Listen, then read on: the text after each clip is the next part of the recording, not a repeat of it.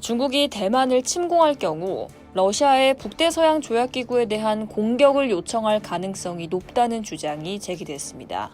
또 지난해에는 중국이 대만 침공에 앞서 주한미군의 한반도 이탈을 막기 위해 북한의 남한 도발을 요청할 수 있다는 관측이 나온 바 있는데요. 이에 중국이 대만 공격을 감행한다면 이는 단순히 대만 해협에만 국한된 분쟁이 아니라 유럽과 한반도로까지 전선을 확대시켜 전 세계에서의 동시다발적인 충돌로 번질 수 있다는 우려가 커지고 있습니다. 마르크 리터 나토 사무총장은 지난 5일 뉴욕타임즈와의 인터뷰에서 시진핑 중국 국가주석이 대만을 공격한다면 그는 먼저 푸틴 러시아 대통령에게 전화해 내가 대만을 공격할 테니 당신은 유럽의 나토 영토를 공격해 그들을 바쁘게 만들어달라고 말할 것이라고 밝혔습니다. 이는 중국이 대만을 공격할 경우 러시아를 통해 유럽에도 전선을 만들어 미국의 대응 역량을 분산시키려는 의도라는 건데요. 그는 순진하게 생각하지 말아야 한다며 이 시나리오가 가장 가능성 높은 전개라고 언급했지만 구체적인 근거를 제시하진 않았습니다. 리터 사무총장은 러시아가 이런 일을 시도조차 할 수 없도록 강력한 나토 차원의 집단적 방위태세를 구축하고 트럼프 대통령이 추진해온 나토와 인도태평양 간 협력도 동시에 이뤄져야 한다고 말했습니다.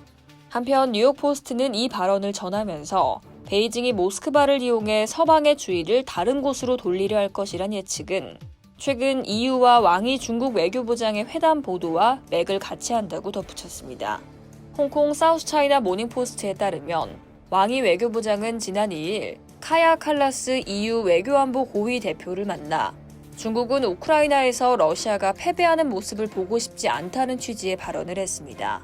이는 러시아가 패배해 우크라이나 전선이 사라질 경우 미국의 시선이 중국으로 쏠릴 수 있다는 우려를 드러낸 것으로 풀이되는데요. SCMP는 중국이 전쟁 자체를 원하진 않지만 미국이 우크라이나에 계속 관여하는 한 전쟁의 장기화가 중국의 전략적 이해와 맞아떨어질 수 있다는 해석도 있다고 분석했습니다. 한편 미국 싱크탱크 애슬랜틱 카운슬의 안보 전문가 마커스 갈라우스카스와 매슈 크로닉은 지난해 8월 포린 폴리시 기고문을 통해 대만을 둘러싼 미중 갈등이 지역 전쟁으로 확산되면서 결국 남북한까지 연루될 공산이 크다는 주장을 내놨습니다.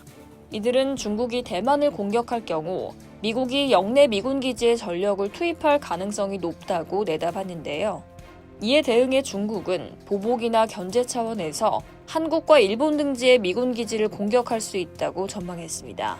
또한 주한미군이 한반도를 이탈하지 못하도록 중국이 북한의 대남 도발을 촉구할 것으로 예상했는데요. 북한 역시 대만 사태로 인해 영내 미군의 역량이 분산된 틈을 타 한국을 공격할 가능성이 있다는 분석이 나왔습니다. 이상 여의도TV였습니다.